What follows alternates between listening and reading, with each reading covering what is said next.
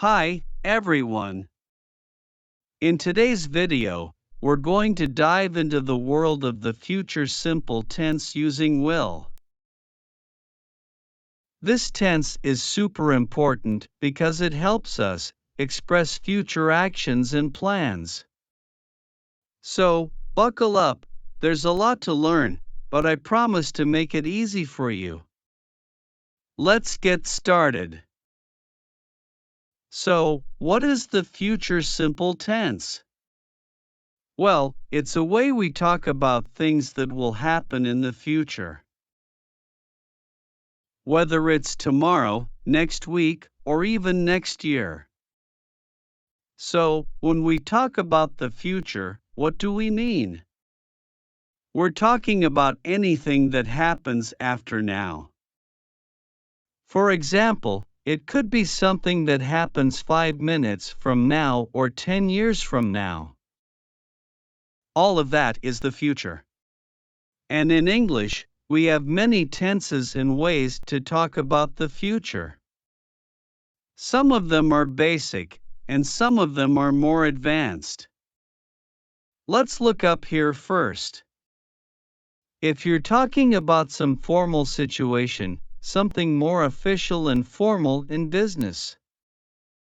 In academics, or even in a social situation with someone you don't know very well, for example, if it's formal, it's very easy. Then, all you do is you use will to talk about the future, okay?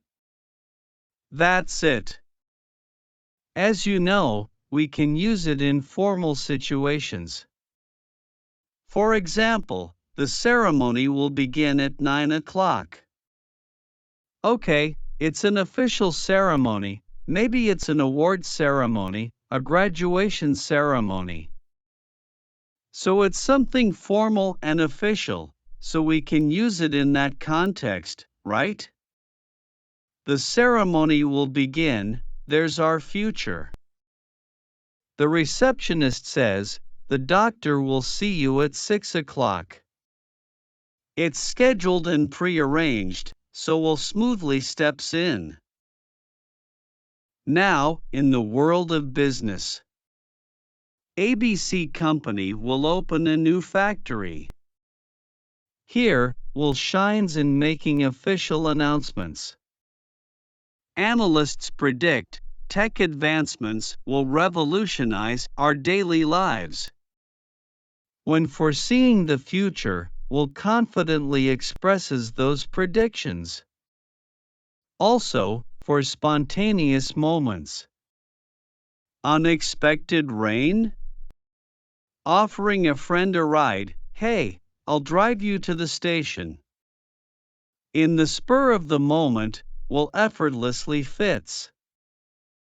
Undecided about your order until you glance at the menu? I'll try the chef's special.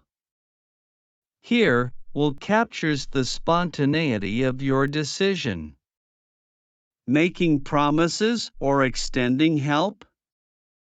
I'll return your borrowed book tomorrow. I'll assist you with the project. These sentences showcase commitment and willingness expressed with will.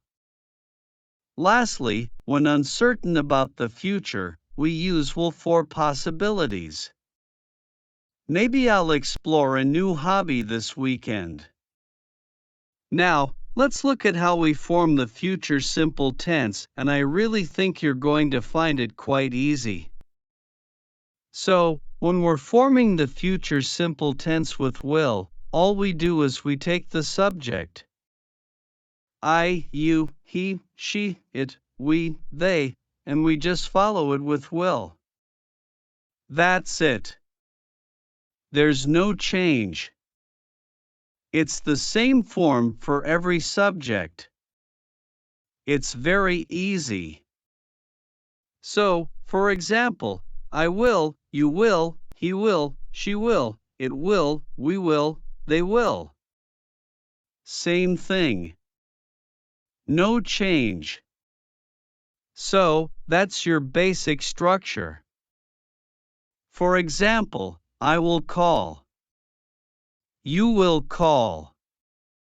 He will call. She will call.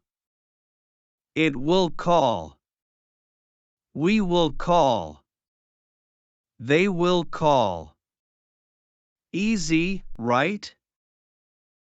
Now, when we're speaking, we often use contractions to make it a little bit faster and more natural. So, instead of saying I will, you will, he will, we often say I'll, you'll, he'll, and so on. Now, let's look at how we make the negative form of the future simple tense with will. And again, it's very, very easy. All we do is we take the subject, I, you, he, she, it, we, they, and we follow it with will not or the contraction won't. So, for example, I will not call. You will not call. Now, let's look at how we ask questions using the future simple tense with will.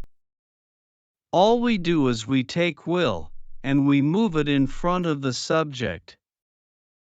That's it. There's no other change.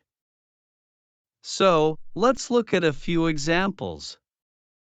For example, will I call? Will you call? Will he call?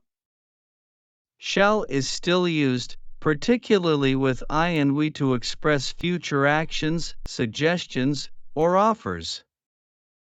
It's worth noting that in everyday conversation, especially in American English, will is often used instead of shall for both singular and plural subjects. The use of shall tends to be more formal and is often found in legal or formal documents, contracts, or traditional British English. If you found this video helpful and want more language learning content, don't forget to give it a thumbs up. Create more educational videos for you. Click that subscribe button, hit the notification bell so you never miss an update, and I'll see you in the next lesson.